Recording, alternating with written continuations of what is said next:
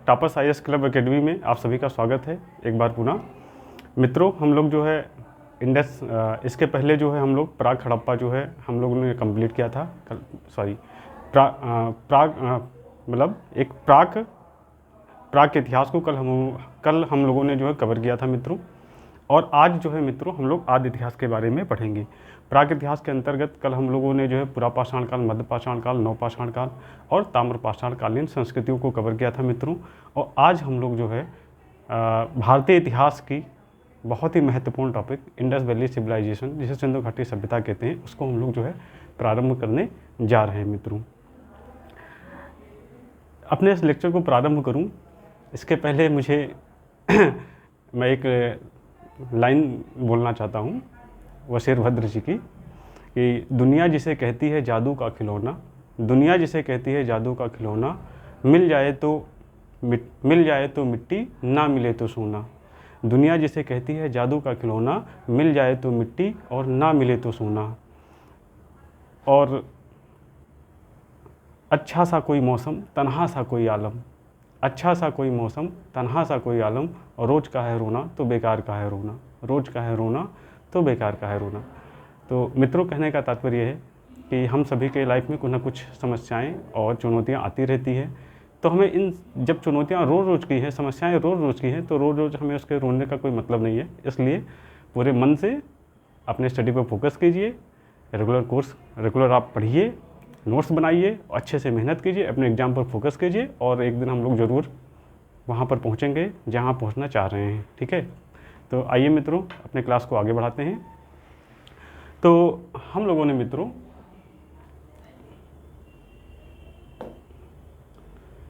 मित्रों इसके पहले जो है हमने बोला था कि हम लोगों ने पढ़ा था कि जो एक मिनट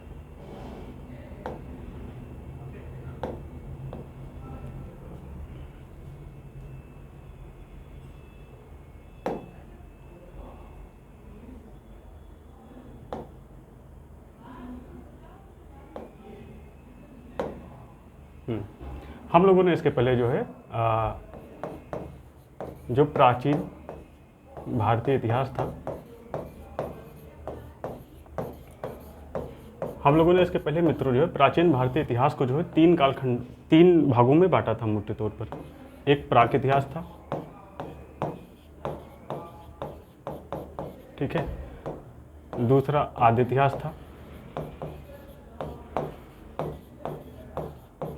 और तीसरा मित्रों जो है इतिहास का सेक्शन था। ठीक है, तो कल हम लोगों ने जो है प्राक इतिहास के बारे में हम लोगों ने अपनी क्लास में पढ़ा था। प्राक इतिहास को कंप्लीट कर लिया था। हमने बताया था प्राक इतिहास के उस कालखंड का बोध कराता है जहां पर अध्ययन का स्रोत हमारे पास सिर्फ और सिर्फ पुरातात्विक साक्ष्य हैं। ठीक, अब आज जो है हमारा फोकस है, हमें शुरुआत करना है आद्य इतिहास। और आद्य इतिहास ये इतिहास के उस कालखंड का बोध कराता है मित्रों जहाँ पर हमारे अध्ययन का जो स्रोत है वो पुरातात्विक के साथ साथ में साहित्यिक, मतलब अध्ययन का स्रोत जो है पुरातात्विक साक्ष्य है मुख्य रूप से, लेकिन यहाँ पर साहित्यिक साक्ष्य भी मिलने लगते हैं मित्रों। और इसके अंतर्गत हमने कहा था इंडस वैली सिविलाइजेशन, मतलब सिंधु घाटी सभ्यता और वैदिक पीरियड को हम लोग रखेंगे। तो सिंधु और वैदिक सभ्यता ये आद्य सभ्यता कहलाती है मित्रों। ठीक है, तो आज हम लोग सिंधु सभ्यता का अध्ययन करेंगे, हम लोग इसका अध्ययन करेंगे। ठीक, और फिर जब ये हम लोग ख़त्म कर लेंगे तब हम लोग जो है इतिहास के तीसरे कालखंड में प्रवेश करेंगे, जो आएगा इतिहास के नाम से जिसे जाना जाता है मित्रों। ठीक, तो ये है आज का जो हमारा सेशन है मित्रों, वो है हड़प्पा सभ्यता। ठीक है, ये हड़प्पा सभ्यता मित्रों जो है ये आज का हमारा सेशन है या टॉपिक है। ठीक है, तो हड़प्पा सभ्यता मित्रों थोड़ा सा हम इस पर डिस्कस कर लेंगे हड़प्पा सभ्यता के बारे में। तो हम देखते हैं कि जैसे जैसे हम लोगों में जैसे पुरापाषाण काल, मध्य पाषाण काल, नवपाषाण काल, ताम्रपाषाण काल में हमने देखा है क्रमिक डेवलपमेंट को देखा था मित्रों जहाँ पर मानव जो है क्रमिक रूप से जो है अपने विकास क्रम की ओर आगे बढ़ता गया, अपने सभ्यता के एक एक चीज़ों को वो सीखता गया मित्रों। ठीक है, चाहे पहले सबसे पहले पुरापाषाण काल में जो वो शिकारी हुआ करता था, आखेटक का काम करता था। फिर मध्य पाषाण काल में वो क्या आया, संग्राहक की भूमिका में आया। और नव पाषाण काल में क्या आया, वो व्यवस्थित रूप से कृषि करने लगा था। और फिर ताम्र पाषाण काल में आकर वो धातुओं का प्रयोग करने की कला को सीख चुका था मित्रों। ठीक है, तो अब कुल मिलाकर ये चीज़ें थी कि ये सारी चीज़ें जो विभिन्न संस्कृतियाँ थी धीरे धीरे अपने मैच्योर फेज की ओर जो है आगे बढ़ रही थी मित्रों। ठीक है, इसी क्रम में हम देखते हैं कि 3000 ईसा पूर्व के आसपास जो है सिंधु नदी जो इंडस वैली है उसके आसपास के क्षेत्रों में मित्रों हम एक समुन्नित जो है एक नगरीय सभ्यता का उद्भव होते हुए देखते हैं मित्रों। ठीक है, जिसे सिंधु घाटी सभ्यता के नाम से जाना जाता है मित्रों। तो इसमें हम आगे इसके साथ साथ में फिर पढ़ते हुए चलेंगे, पीडीएफ के माध्यम से हम आपको चीज़ों को समझाते हुए अब हम आगे बढ़ेंगे मित्रों। ठीक है, चलिए,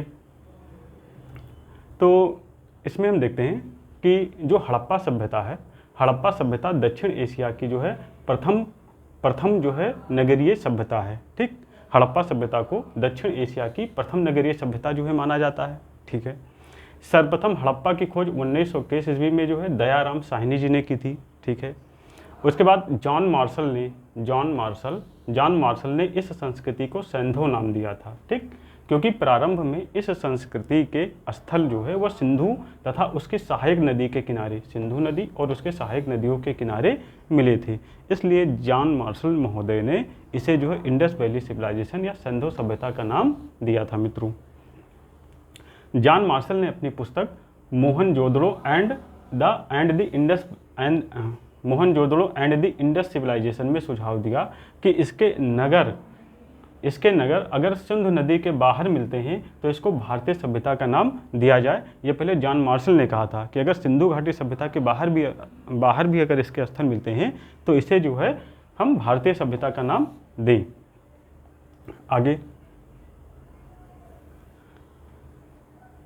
सिंधु सभ्यता के जो डिफरेंट नाम मिलते हैं मित्रों, जो सिंधु घाटी सभ्यता है वो कई नामों के नाम से जानी जाती है। ठीक, जिसमें सिंधु सभ्यता व्हीलर महोदय ने इसे सिंधु घाटी सभ्यता कहा है क्योंकि सिंधु नदी के आसपास हुआ था, इसका डेवलपमेंट देखने को मिलता है। बृहत्तर सिंधु सभ्यता AR मुगल ने इसको नाम दिया बृहत्तर सिंधु घाटी सभ्यता क्योंकि ये बहुत बड़े विशाल क्षेत्रों पर पाई गई है मित्रों, और अब तक मतलब प्राचीन भारतीय इतिहास में ये की सबसे विस्तृत सभ्यता थी ये मित्रों।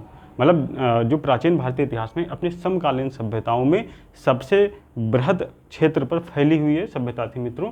और इसका जो फैलाव था करीब करीब वो 13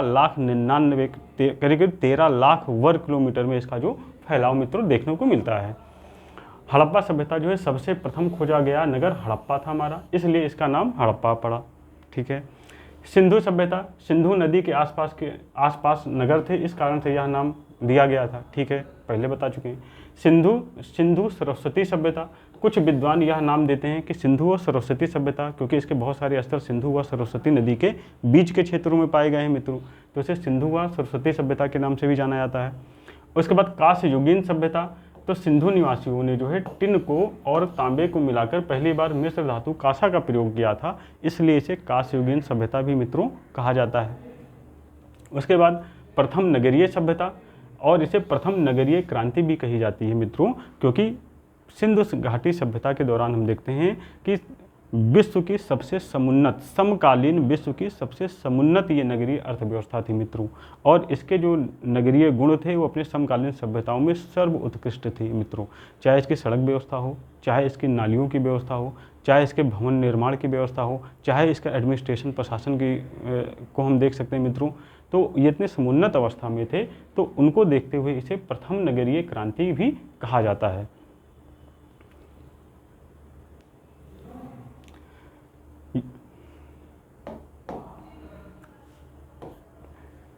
यह सभ्यता मिस्र व मेसोपोटामिया की सभ्यताओं की समकालिक सभ्यता थी मित्रों। ठीक है, गार्डन चाइल्ड ने सिंधु सभ्यता को प्रथम नगरीय क्रांति कहा है। ये गार्डन चाइल्ड महोदय हैं, इन्होंने सिंधु घाटी सभ्यता को प्रथम नगरीय जो है क्रांति की संज्ञा दी है। सिंधु सभ्यता का सर्वाधिक संकेंद्रण जो है सरस्वती पाटिनी सरस्वती ये घाटी है मित्रों। सरस्वती घाटी में घग्गर और हाकरा नदी के किनारे है, इसलिए कुछ विद्वान इसे सरस्वती सभ्यता या सिंधु सभ्यता कहते हैं मित्रों। रिपीटिशन हो गया है, पहले ही बताया जा चुका है। चार्ल्स मैसन जो थे, ये चार्ल्स मैसन जो है, चार्ल्स मैसन नामक पहले व्यक्ति थे जिन्होंने 1826 ईस्वी में पंजाब के माहीवाल जिले में स्थित एक हड़प्पीय टीले का जो है खोज किया था। यानी चार्ल्स मैसन ने 1826 में हड़प्पा के जो माहीवाल में एक टीले की खोज किया था, ठीक। परंतु किसी का ध्यान इस ओर नहीं गया, ठीक। लेकिन किसी ने इसको गंभीरतापूर्वक नहीं लिया था, इस टीले की जो खोज की थी चार्ल्स मैसन महोदय ने। चार्ल्स मैसन ने नैरेटिव ऑफ जर्नीज नामक एक किताब लिखा था। इसमें इसका उल्लेख जो है किया है। उनका मत था कि 325 ईसा पूर्व में जो सिकंदर व पोरस के बीच में जो युद्ध हुआ था वो यहीं पर हुआ था। यानी ये जो टीला खोजा था 1826 में चार्ल्स मैसन ने पंजाब के माहीवाल से, उनका मानना था कि सिकंदर व पोरस का जो युद्ध हुआ था मित्रों 326 ईसा पूर्व में, वो यहीं पर हुआ था, ठीक। 1856 ईस्वी में कराची से लाहौर तक, जब कराची से लाहौर तक मित्रों, 1856 की घटना है कि कराची से लाहौर तक जो है वो रेल की पटरियां बिछाने हेतु रेल की पटरियां बिछाई जा रही थी।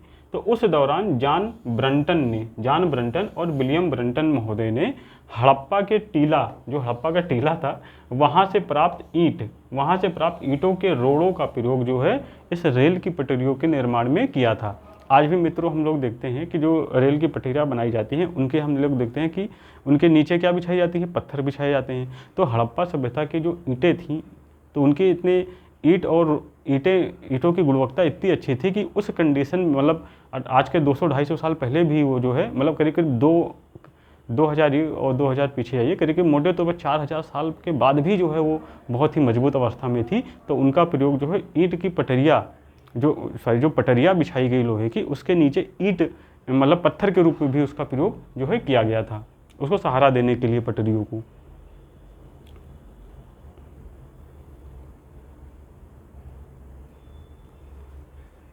उसके बाद मित्रों 1912 की घटना है मित्रों कि जे.एफ. फ्लीट महोदय थे। जे.एफ. फ्लीट ने रॉयल एशियाटिक सोसाइटी में अपना इस सभ्यता के ऊपर लेख जो है प्रकाशित किया था, ठीक।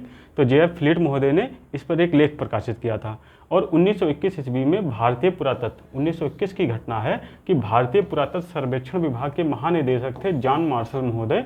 इनके निर्देश पर, जॉन मार्शल महोदय के निर्देश पर दयाराम साहनी जी ने जो है हड़प्पा के टीलों का पुनः अन्वेषण किया था मित्रों, ठीक। तो ये कालक्रम है कुछ जो हड़प्पा सभ्यता से संबंधित महत्वपूर्ण कालक्रम है मित्रों।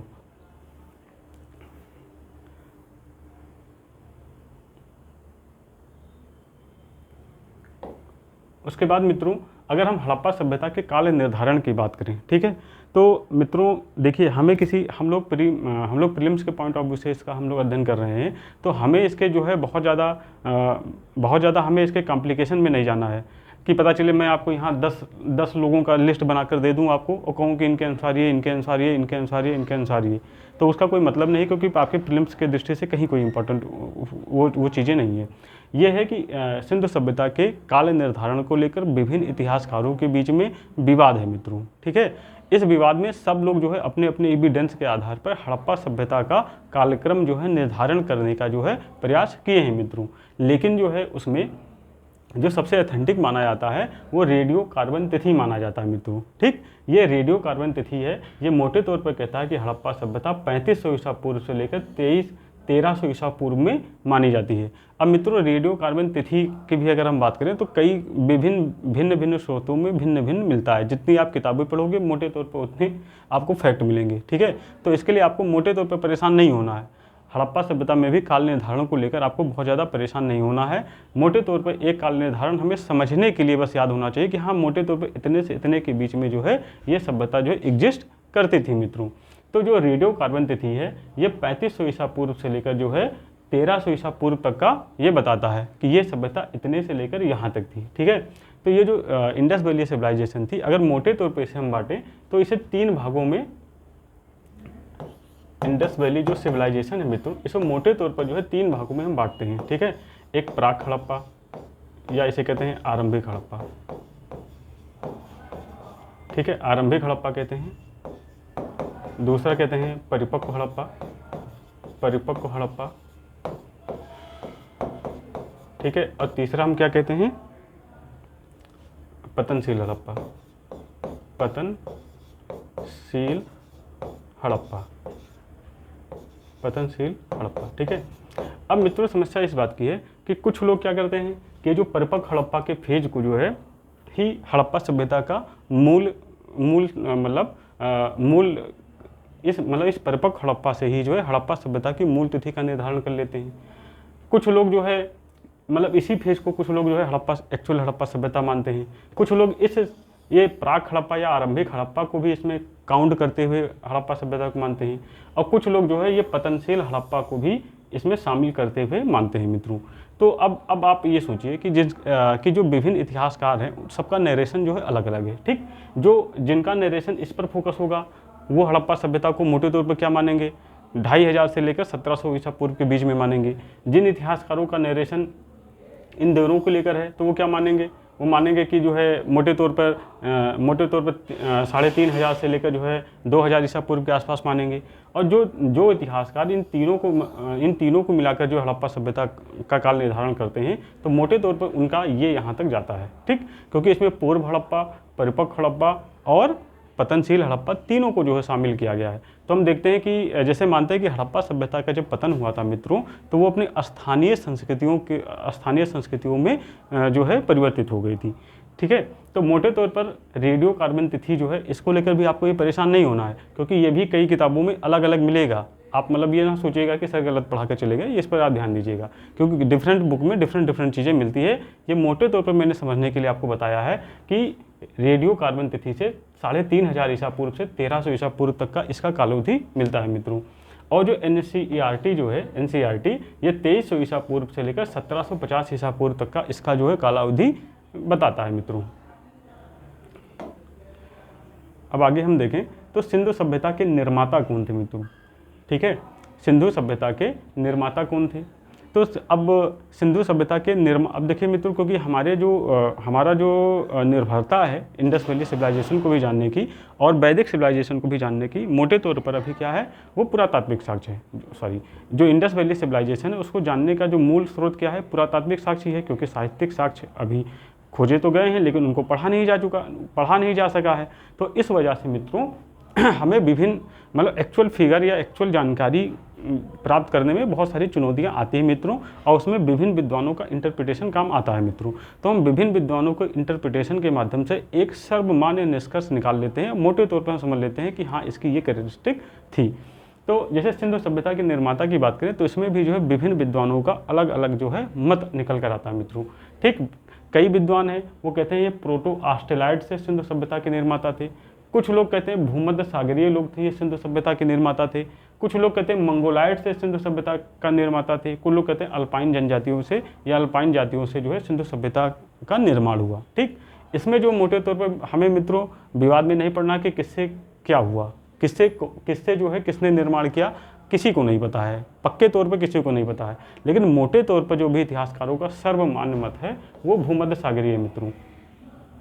वो आजकल मानते हैं कि ये भूमध्य सागरीय को मानते हैं। वो मानते हैं कि जो हमारे जो सिंधु सभ्यता के जो मूल निर्माता थे वो द्रविड़ थे। ठीक है, और द्रविड़ जो है भूमध्य सागरीय थे। तो उनका मानना है कि भूमध्य सागरीय लोग जो है ये सिंधु सभ्यता के जो है मूल निर्माता थे मित्रों। ठीक, बाकी आप जानकारी के लिए पढ़ लीजिए, लेकिन मेन फैक्ट आपका यही है, मेन तथ्य है कि भूमध्य सागरीय सिंधु सभ्यता के जो है निर्माता थे।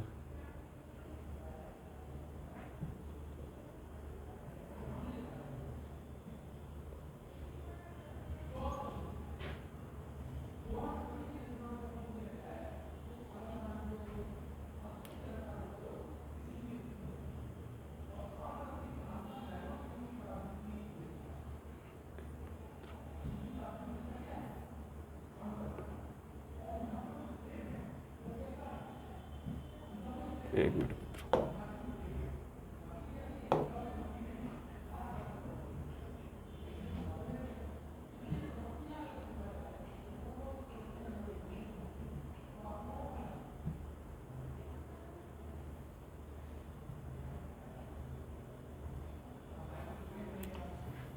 एक मिनट मित्रों।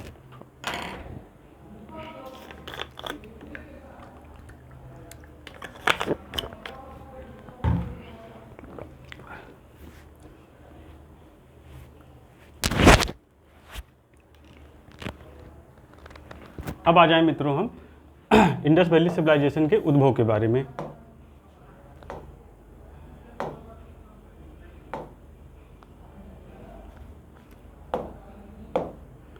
ठीक है, अब इसका हम उद्भव के बारे में देखें। उद्भव, इसका उद्भव कैसे हुआ मित्रों?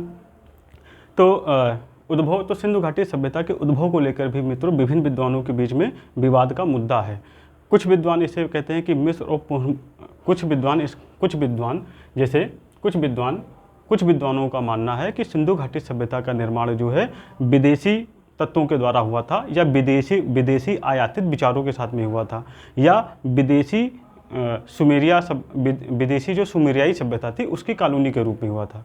कुछ इतिहासकारों का मानना है कि सिंधु घाटी जो सभ्यता था मित्रों, इसका निर्माण जो है हमारी स्थानीय संस्कृतियों से क्रमिक रूप से विकास के रूप में हुआ था, जैसे कुल्ली नाल संस्कृति, आमरी संस्कृति, इन सब संस्कृतियों से जो है हड़प्पा सभ्यता का उद्भव हुआ था मित्रों।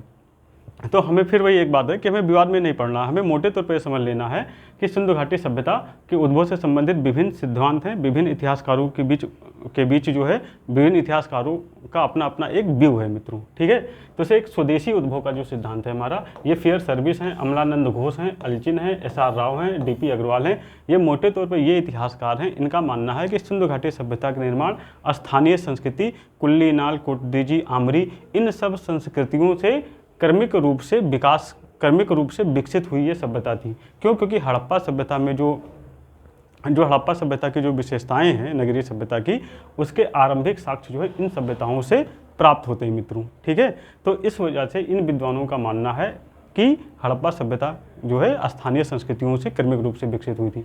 और ये सिद्धांत मित्रों जो अभी फिलहाल में सबसे ज़्यादा मान्य सिद्धांत माना जाता है मित्रों। ठीक, दूसरा हमारा विदेशी उद्भव का सिद्धांत।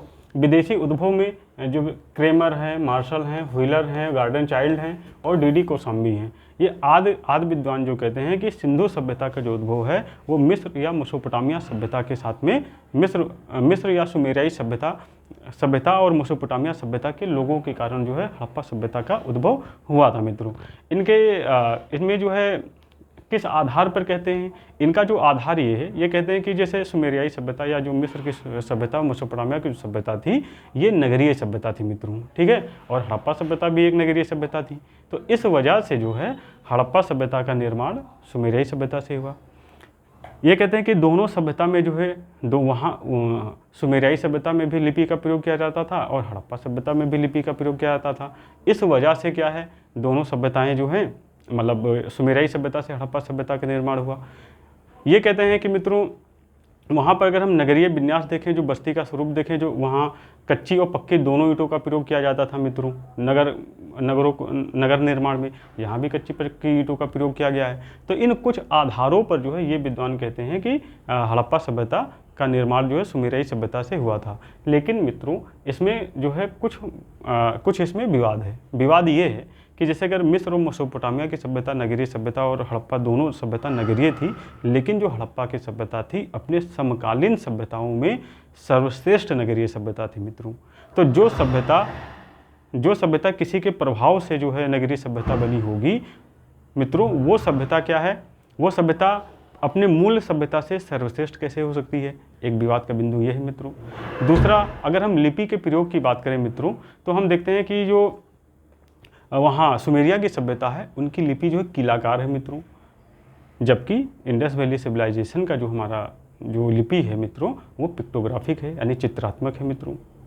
ठीक, वहाँ की लिपि में मित्रों जो सुमेरियाई सभ्यता है वहाँ की लिपि में मित्रों 900 अक्षरों का प्रयोग किया गया है, 900 लिपियों का प्रयोग किया गया है, जबकि हड़प्पा सभ्यता में 400 लिपि का प्रयोग किया गया है।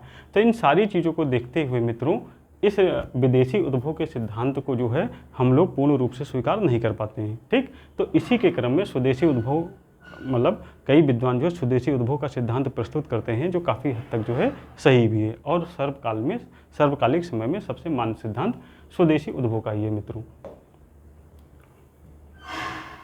उसके बाद आते हैं हम सभ्यता का विस्तार। सभ्यता के विस्तार का अगर हम देखें मित्रों, एक मिनट,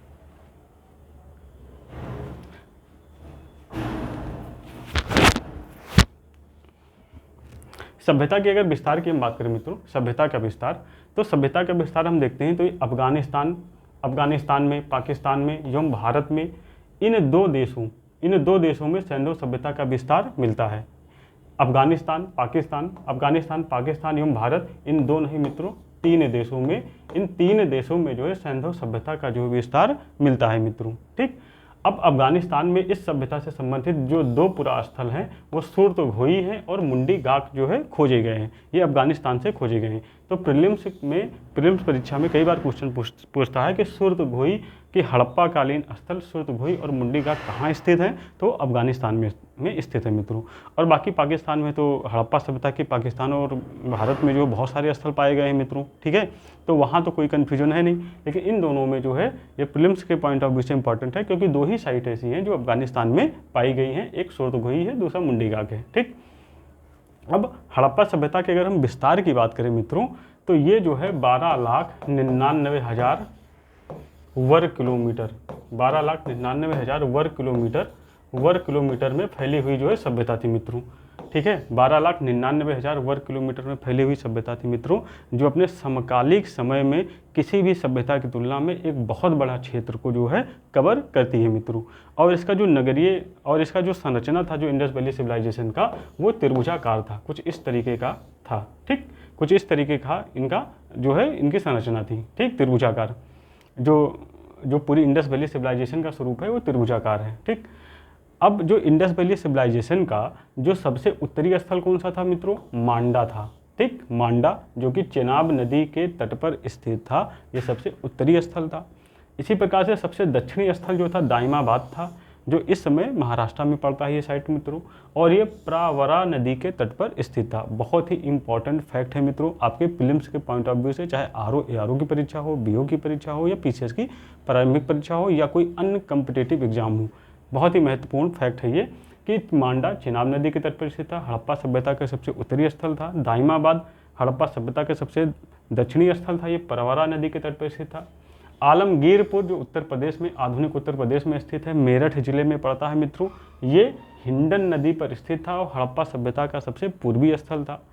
और मित्रों ये सुतका गेंदोर जो है मित्रों, ये बलूचिस्तान में स्थित था और दास्क नदी के तट पर स्थित था और हड़प्पा सभ्यता का सबसे पश्चिमी स्थल था मित्रों। ठीक, तो इस प्रकार से हमने सबसे उत्तरी, दक्षिणी, पूर्वी और पश्चिमी स्थल और उनकी नदियों का नाम जो है हम लोगों ने देख लिया मित्रों। अब आगे हम देखते हैं कि अब आगे हमें ये देखना है मित्रों कि कौन से स्थल कहाँ से जो है प्राप्त किए गए हैं। तो मोटे तौर पर अगर हम देखें तो अफगानिस्तान जो है कंट्री एक, अफगानिस्तान देख लें तो अफगानिस्तान एक कंट्री है, पाकिस्तान दूसरी कंट्री है और बाकी पर भारत के स्थल आ जाएंगे। तो जो अफगानिस्तान में मित्रों सुर्तघई और मुंडी घाट हमने पहले बताया है। पाकिस्तान में मित्रों क्या है, ए और बी 2 भागों में इसको बांट दिया। एक दक्षिणी बलूचिस्तान का एरिया है मित्रों, ठीक है, एक दक्षिणी बलूचिस्तान का एरिया है मित्रों। यहाँ से सुतका गेंदोर प्राप्त हुआ है, सुतका को, बालाकोट और डाबरकोट ये प्रमुख स्थल हैं मित्रों। ठीक है, पाकिस्तान में जो दक्षिणी बलूचिस्तान है, यहाँ से सुतका गेंदोर, सुतका को, बालाकोट और डाबरकोट प्रमुख स्थल है मित्रों। उसके बाद जो सिंध का क्षेत्र है, यहाँ से मित्रों मोहनजोदड़ो, चन्हूदड़ो, सिंध के क्षेत्र से मोहनजोदड़ो, चन्हूदड़ो, कोट दीजी, आमरी और अली मुराद जो है महत्वपूर्ण सिंध घाटी सभ्यता के स्थल है मित्रों। ठीक, उसके बाद जब आएंगे हम पंजाब में आएंगे, ठीक है, पंजाब में आएंगे जो पाकिस्तान का जो पंजाब है, ठीक है, हमारा पंजाब नहीं, हमारा पंजाब अभी हम लोग अलग से उसके साइट को पढ़ेंगे इसमें। तो पंजाब की जो साइट है, पाकिस्तान का जो पंजाब है, यहाँ हम लिख देते हैं पाकिस्तान, ठीक है, तो यहाँ हम लिख देते हैं पाकिस्तान का जो पंजाब है मित्रों, वहाँ से कौन कौन सी साइट मिली है, हड़प्पा मिला है, डेरा इस्माइल खां मिला है, रहमान ढेरी मिला है, गुमला मिला है, जलीलपुर मिला है मित्रों। फिर जो अब भारतीय स्थल यहाँ से आ जाएंगे, फिर हम देखें हरियाणा, जो हरियाणा से क्या मिला है, राखीगढ़ी मिला है मित्रों, सिसवल मिला है, कुणाल मिला है, वणावली, ठीक है, ये स्थानीय भाषा में लिखा, वहाँ की जो हरियाणवी भाषी है, तो वणावली अथवा इसे बनावली भी कहते हैं, अथवा इसे क्या कहते हैं, बनावली, अथवा इसे बनावली भी कहते हैं, ठीक, अथवा इसे बनावली भी कहते हैं, मिताथल और बालू, ठीक है, ये हरियाणा के स्थल है मित्रों। उसके बाद भारत जो भारतीय पंजाब है, यानी पंजाब का वह क्षेत्र जो भारत में है, वहाँ रूपनगर है जिसे रोपड़ के नाम से जाना जाता है मित्रों, कोटला है, निहंग खान है, चक 86 है, बाड़ा है, संघोल है, ढेर माजरा है, ठीक, ये है मित्रों। उसके बाद जम्मू कश्मीर में जो है मांडा है मित्रों, जम्मू कश्मीर सबसे उत्तरी स्थल मांडा है। राजस्थान में कालीबंगा है मित्रों, बालाथल है। उत्तर प्रदेश में आलमगीरपुर है, महत्वपूर्ण साइट है मित्रों। उत्तर प्रदेश में आलमगीरपुर है, मेरठ का है मित्रों। बड़गांव है मित्रों, हुलास है मित्रों, सहारनपुर में स्थित है मित्रों। हुलास पर क्वेश्चन अभी लेटेस्ट में पूछा गया है मित्रों पीसीएस की परीक्षा में।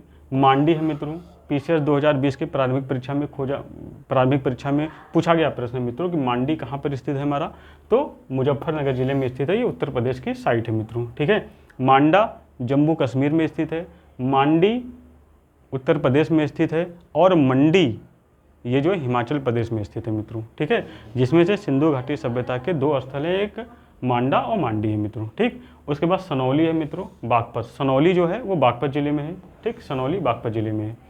उसके बाद गुजरात के साइड में जब आएंगे मित्रों, गुजरात के साइड में आएंगे तो एक खंभात की खाड़ी हो जाएगा मित्रों, और दूसरा कच्छ की खाड़ी हो जाएगा। ठीक, जो गुजरात है मित्रों, गुजरात में एक खंभात की खाड़ी हो जाएगा और दूसरा हमारा हो जाएगा कच्छ का रण हो जाएगा। ठीक, जो खंभात की खाड़ी है ये, जैसे ये गुजरात है ये, ठीक है, तो ये एरिया जो है ये खंभात की खाड़ी है, और ये एरिया जो है वो रन ऑफ कच्छ है मित्रों। ठीक है, याद रखिएगा। ठीक है, तो खंभात की जो खाड़ी है हमारा, यहाँ से रंगपुर मिला है, लोथल मिला है। ठीक है, रंगपुर मिला है, ये खंभात है, ये खंभात है, और ये कच्छ का रण है, कच्छ का रण। ठीक है, ये याद रखिएगा मित्रों आप लोग, कन्फ्यूजन कभी कभी हो जाता है खंभात और रन ऑफ कच्छ में। तो खंभात की जो खाड़ी है, यहाँ से रंगपुर मिला है मित्रों, लोथल मिला है, रोजदी मिला है, कुंतासी मिला है, नागेश्वर, प्रभास पाटन, भोगत्रार। ठीक है, ये हमारे खंभात की खाड़ी के स्थल है मित्रों। उसके बाद जो कच्छ का रण है हमारा, या कच्छ का रन है हमारा, रण या इसे हम रन भी कहते हैं। तो कच्छ के रण से हमारा धौलावीरा मिला है मित्रों, सुरकोटदा मिला है मित्रों, और देशालपुर मिला है मित्रों। तो ये हड़प्पा सभ्यता के महत्वपूर्ण साइट्स हैं, कई बार क्वेश्चन में पूछ लेता है। ठीक है, कि कौन से स्थल, अब जैसे पूछ लिया कि राखी गढ़ी कहाँ पर स्थित है, सिंधु घाटी सभ्यता से संबंधित स्थल राखी गढ़ी कहाँ स्थित है, हरियाणा में स्थित है मित्रों। ठीक है, ये सबसे बड़ा स्थल है मित्रों सिंधु घाटी सभ्यता का। उसके बाद कई बार पूछ लिए बनावली कहाँ स्थित है, सिंधु घाटी का स्थल बनावली कहाँ पर है। अब मैं तो 4 ऑप्शन बना दिए। अब बनावली में एक ऑप्शन दे दिए पंजाब, एक दे दिए हरियाणा, एक दे दिए राजस्थान, एक दे दिए गुजरात। तो बनावली अब 2 तो एलिमिनेट हो जाएगा। पंजाब और हरियाणा में जो आदमी कन्फ्यूज हो जाता है, तो हमें उस पर बनावली टिक करना है। तो हमें जब स्टेट के हिसाब से किस स्टेट में कौन सी साइट पाई गई है वो जब याद रहेगा तो हमें एलिमिनेशन में कोई कन्फ्यूजन नहीं होगा मित्रों। अब जैसे मांडा है मित्रों, अब मांडा दे दिया, मांडी दे दिया। जब आप हमें क्रिस्टल क्लियर है, अगर हमने साइट्स को एक अलग से फॉर्मेट में बनाकर मतलब तैयार कर लिया है, तो हमें पक्का पता होगा कि मांडा देखे जम्मू कश्मीर, मांडी देखे आलमगीरपुर, वो मुजफ्फरनगर उत्तर प्रदेश में स्थित है। तो खट से हमारा क्वेश्चन वहाँ हो जाएगा और हमें कोई कन्फ्यूजन नहीं होगी मित्रों। और एक चीज़ और, इन सारी साइटों को जब आप पढ़ेंगे, ठीक है, तो आप अपने, अब आजकल तो मतलब आधुनिक एज है, तो आप अपने मोबाइल में या आप अपने टैबलेट में या आप अपने पीसी में या आप जैसे भी जो भी ऑनलाइन माध्यम आप यूज़ करते हैं, रिसोर्सेज आप यूज़ करते हैं, आप गूगल कीजिए इंडस वैली सिविलाइजेशन मैप, और उस मैप को देखते हुए मित्रों इस सारे प्लेस को आपको पढ़ना है। ठीक, कि अफगानिस्तान में, और ये ज़रूरी नहीं है कि एक ही मैप में आपको सारे स्थल मिल जाएँ। ठीक है, क्योंकि इसके साइटें बहुत ज़्यादा हैं, तो कई मैप में, कुछ मैप में कोई स्थल मिलेगा, कुछ मैप में कोई स्थल नहीं मिलेगा। मतलब कोई ऐसा मैप नहीं है कि एक ही मैप हमने उठाया और सारे स्थल आपको मिल गए। ये आपको थोड़ा सा मेहनत करना पड़ेगा, वर्कआउट करना पड़ेगा, लेकिन हाँ, एक बार अगर क्लियर हो गया तो हमेशा क्लियर हो जाएगा अगर मैप में आप करते हुए चलेंगे। ठीक है, वैसे मित्रों हमने जो है इसको मैप में एक मैप डाला है आपके लिए। ठीक है, तो मोटे तौर पर हम स्थलों की चर्चा कर फिर हम लोग आगे बढ़ेंगे।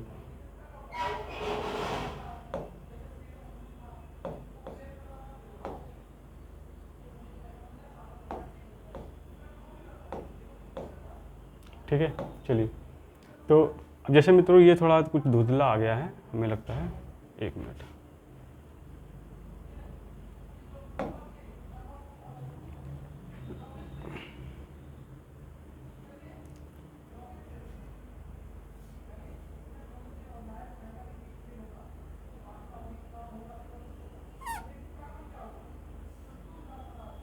ठीक है, हड़प्पा सभ्यता से संबंधित महत्वपूर्ण साइटें हैं।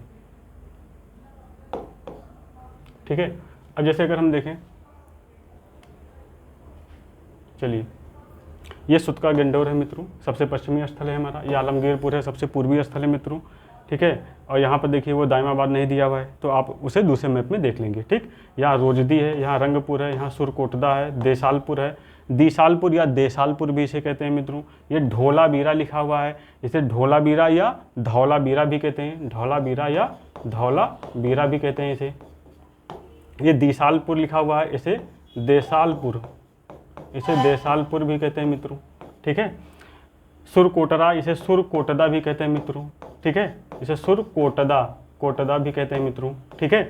अब सुरकोटरा मतलब इसे ये स्थानीय वहाँ की जो गुजराती लैंग्वेज में नाम लिखा हुआ, आप ये मत समझिएगा गलत लिखा हुआ है, ठीक है। लेकिन इसे हम लोग इस भाषा में भी मतलब हम लोग इसे धौलाबीरा भी लिखा हुआ मिलता है, ठीक है। मतलब ये स्थानीय भाषा को लिख दिया गया है और इसे हम सामान्य बोलचाल की भाषा में धौलाबीरा पढ़ते हैं। ये दिसालपुर, ये देसालपुर पढ़ते हैं। सुरकोटदा है, सुरकोटदा पढ़ते हैं। रंगपुर रोजदी है मित्रों, ठीक है। उसके बाद ये सुतका गंडोर है मित्रों। उसके बाद यहाँ पर देखिए हड़प्पा है, रावी नदी के बाएं तट पर स्थित है मित्रों। उसके बाद इधर देखते हैं मोहनजोदड़ो जो हमारा सिंधु घाटी, ये जो इंडस वैली सिविलाइजेशन है हमारा, इसके दाहिने तट पर स्थित है मित्रों। कभी कभी टेक्निकल क्वेश्चन जब बनाता है तो मित्रों वो कह देता है कि मोहनजोदड़ो जो है सिंधु घाटी सभ्यता जो सिंधु नदी के दाहिने तट पर था या बाएं तट पर स्थित था, ऐसे दे दिया मतलब फंसाने के लिए। अब जैसे दाहिने तट पर हम ये लोकेशन देख रहे हैं कि ये क्या है, ये राइट हैंड साइड पर है, तो वो दे देगा लेफ्ट हैंड साइड पर है, तो हम लोग गलत एलिमिनेट कर देंगे। ऐसे हड़प्पा है, रावी नदी के कहाँ है, रावी नदी के बाएं साइड पर स्थित है, ठीक है। तो वो स्टेटमेंट कन्फ्यूजन के लिए कभी कभी देता है, ठीक। मोहनजोदड़ो है, महत्वपूर्ण जो साइट है हमारा। बालाकोट है हमारा। अल्लाह दीनो है मित्रों, इलाही दीनो नहीं अल्लाह दीनो है मित्रों, यह स्थानीय भाषा में लिखा है। चन्हू दारो है मित्रों, कोट दीजी है यहाँ पर, ठीक है। यहाँ पर डाबरकोट है देखो। इसके बाद कालीबंगा राजस्थान का है मित्रों। बनावली, भगवानपुरा, बालू, रोपण, हुलास जो भी हम लोगों ने पढ़ा, राखीगढ़ी, मीताथल, ठीक है। तो ये मित्रों हमारे जो है ये मांडा है हमारा, सबसे उत्तरी स्थल है मित्रों, ठीक है। तो कुल मिलाकर ये हमारा मोटे तौर पर जो है कुछ महत्वपूर्ण साइट्स हैं। हम इसको आप जो है पढ़ते समय अपने जो है मैप को देखते हुए इस चीज़ को आप करेंगे मित्रों।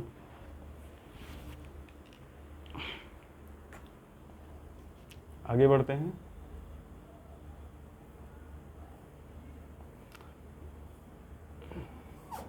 आगे मित्रों हम लोगों ने एक चार्ट लगाया है आपके पीसीएस प्रारंभिक परीक्षा, आरओ प्रारंभिक परीक्षा, बीओ प्रारंभिक परीक्षा के दृष्टिकोण से ये बहुत ही इंपॉर्टेंट चार्ट है मित्रों। और यहाँ से एक क्वेश्चन जो है अगर कभी बनाते हैं तो सिंधु घाटी सभ्यता से एक क्वेश्चन तो पक्के तौर पर लगभग पूछा जाता है सारे कंपटीशन में, जो ठीक ठाक है, जहाँ क्वेश्चन जीएस का स्तर ज़्यादा रहता है। तो सिंधु घाटी जो सभ्यता है मित्रों, यहाँ पर अगर हम देखें, ठीक है, तो ये हड़प्पा के स्थल हैं। ये हड़प्पा के जो स्थल हैं,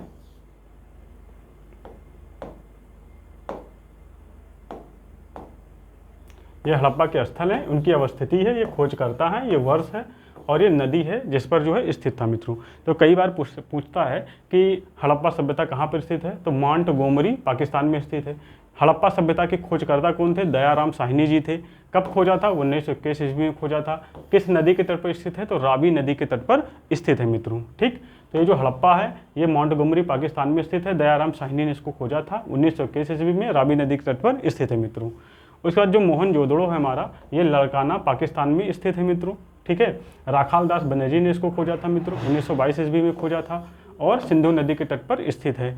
रोपण मित्रों पंजाब में स्थित है, रोपण पंजाब में स्थित है मित्रों। यज्ञदत्त शर्मा ने इसको खोजा था 1953 ईस्वी में और सतलज नदी के तट पर स्थित है मित्रों।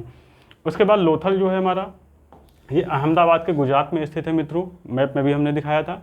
रंगनाथ राव ने इसकी खोज करता है मित्रों। लोथल की खोज रंगनाथ राव ने किया था 1954 ईस्वी में, भोगवा नदी पर खोजा था मित्रों, ठीक। उसके बाद जो कालीबंगा है हमारा, कालीबंगा ये गंगानगर राजस्थान में स्थित है मित्रों। ए घोष या इनका पूरा नाम है अमलानंद घोष जी ने इसको खोजा था मित्रों 1953 ईस्वी में। ये घग्गर नदी के तट पर स्थित है मित्रों। उसके बाद जो चन्हू दड़ो है हमारा, चन्हू दड़ो ये सिंध पाकिस्तान में स्थित है मित्रों। एनजी मजूमदार ने इसकी खोज करता है, एनजी मजूमदार इसकी खोज करता है, 1934 में खोजा था और सिंधु नदी के तट पर स्थित है मित्रों। उसके बाद जो सुतका गेंडोर है, सुतका गेंडोर ये सिंधु घाटी सभ्यता का सबसे पश्चिमी स्थल है, बलूचिस्तान पाकिस्तान में स्थित है मित्रों। ऑरेल स्टाइन ने इसको खोजा था 1927 ईस्वी में और दास्क नदी के तट पर स्थित है मित्रों। अभी हम लोगों बड़े वाले मैप में पढ़ा था, हमने इसको देखा था। कोटदीजी जो है मित्रों, एक मिनट ऊपर कर लेते हैं। ठीक है।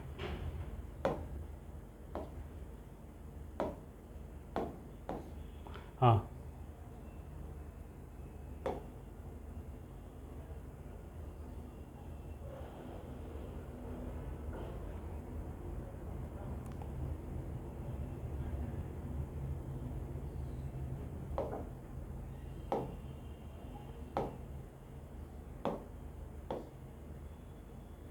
ठीक है। कोटदीजी जो मित्रों, कोटदीजी जो है सिंध पाकिस्तान में स्थित है मित्रों। ये फजल अहमद खान ने इसको खोजा था कोटदीजी को 1955 ईस्वी में, और सिंधु नदी के तट पर स्थित है मित्रों। आलमगीरपुर, आलमगीरपुर मेरठ में स्थित है मित्रों। यगदस शर्मा ने इसको खोजा था 1958 ईस्वी में, हिंडन नदी के तट पर स्थित है मित्रों। सुरकोटदा जो है ये कच्छ गुजरात में स्थित है। जगपति जोशी ने खोजा था 1967 में खोजा था मित्रों। उसके बाद जो रंगपुर है हमारा कठियावाड़ा में स्थित है गुजरात में। माधव स्वरूप वस्त ने खोजा था 1953-54 में, और मादर नदी के तट पर स्थित है मित्रों रंगपुर। उसके बाद जो बालाकोट है हमारा वो किस्तान में स्थित है। किस्तान क्या? पाकिस्तान। बालाकोट मित्रों पाकिस्तान में स्थित है मित्रों। डेल्स ने खोजा था इसको 1979 में, अरब सागर के तट पर स्थित है मित्रों। बनावली हिंसार हरियाणा में स्थित है। आर.एस. बिष्ट ने इसको खोजा था और 1974 में मित्रों। उसके बाद जो धौलावीरा हमारा ये कच्छ गुजरात में स्थित है मित्रों। जेपी जोशी ने जो है इसको सबसे पहले जो है खोजा था मित्रों। इसको ये ध्यान रखना है कि जेपी जोशी जी ने सबसे पहले खोजा था, ठीक है। और इसका जो उत्खनन करवाया था, उत्खनन करवाया था हमारा आर.एस. बिष्ट ने करवाया था। आर.एस. बिष्ट ने करवाया था मित्रों, ठीक है। तो जेपी जोशी, जगपति जोशी ने इसको खोजा था मित्रों, और आर.एस. बिष्ट ने सबसे पहले इसकी जो है खुदाई करवाई थी मित्रों। ये आरओ प्रारंभिक परीक्षा में पूछा गया प्रश्न है मित्रों कि धौलावीरा की खोज किसने करवाई थी, या धौलावीरा के उत्खननकर्ता किसने थे, कौन थे? तो उत्खननकर्ता आर.एस. बिष्ट है मित्रों, और जेपी जोशी जो है इसके खोजा था, ठीक। उसके बाद जो मांडा है हमारा ये जम्मू कश्मीर में स्थित है। हम लोगों ने अभी पढ़ा है, सबसे उत्तरी स्थल है। जेपी जोशी ने खोजा था 1976 में, और चेनाब नदी पर स्थित है मांडा, ठीक। उसके बाद जो दाइमाबाद है ये महाराष्ट्र में स्थित है मित्रों। आर.एस. बिष्ट ने इसको खोजा था मित्रों 1990 में, और परवरा नदी के तट पर स्थित है दाइमाबाद, ठीक। उसके बाद देसालपुर जो है ये गुजरात में स्थित है। देसालपुर गुजरात में स्थित है। के.बी. सुंदर राजन ने खोजा था 1964 में मित्रों।